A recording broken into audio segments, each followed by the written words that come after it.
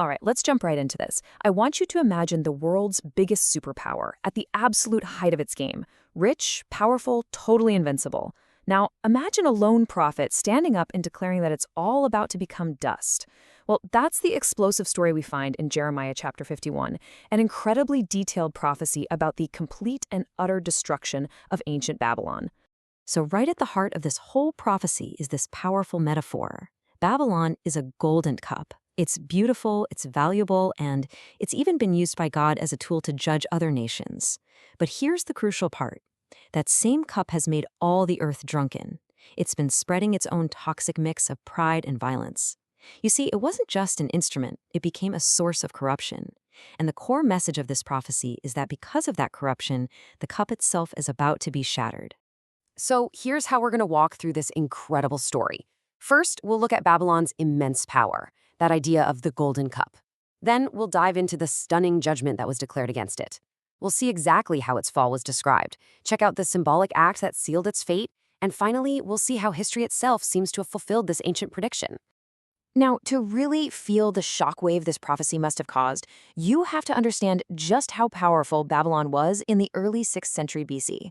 We're not talking about a regional player here. No, this was the world power, the undisputed, absolute center of the known world. The text paints such a vivid picture. I mean, look at some of these phrases. Babylon is called a destroying mountain. You can just imagine its towering ziggurats and walls dominating the horizon, both physically and politically.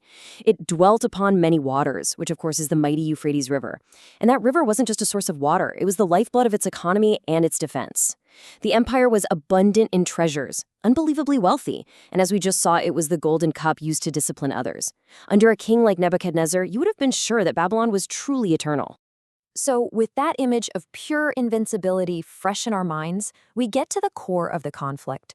The prophet Jeremiah comes out with a message that's the complete opposite of what everybody saw with their own eyes. Total, utter annihilation. And this sets up the ultimate clash, right? The word of a prophet versus the power of the world. The prophecy frames this showdown as something much deeper than just a military conflict. It's a spiritual one. You can see the contrast here. On one side, you have the power of the Creator, the one who made the earth by his power and has sworn an unbreakable oath. And on the other side, you have Babylon's power, which is rooted in its idols, things the text calls falsehood and the folly of human pride. The logic is really simple. Man-made power stands no chance against the one who made man. And here is the twist that just makes this whole thing so fascinating. The prophecy reveals that Babylon's power was never actually its own to begin with. God says, "You are my battle axe." Think about that. Babylon was a tool, an instrument being used for a divine purpose. But the battle axe got proud. It got cruel. And so, the one who was wielding the weapon is now going to judge the weapon itself. Okay, so if judgment is on its way, what is it actually going to look like? This is where the prophecy shifts gears, moving from the why to the how. And it uses some really vivid, powerful language to describe the mechanics of how Babylon will be completely dismantled. The first image we get is of a destroying wind. Now, this isn't a literal weather event. The text is pretty clear that this is a symbol for an unstoppable military force. It's this overwhelming power that will just sweep through the land. And what's more, the text even names names, identifying this wind as the invading armies of the Medes. Then we get this next metaphor, and it's from the world of farming. The invaders are called fanners. You know, like how a farmer would toss grain in the air to let the wind blow away the worthless chaff.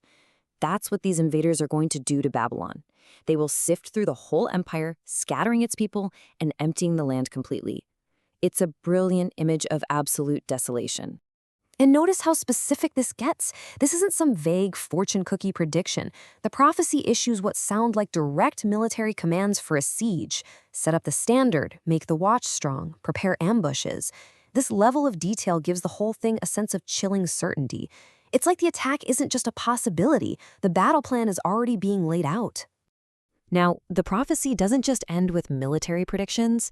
It concludes with this incredibly dramatic physical act, almost like a piece of prophetic theater, designed to seal Babylon's fate in a way that no one could ever forget.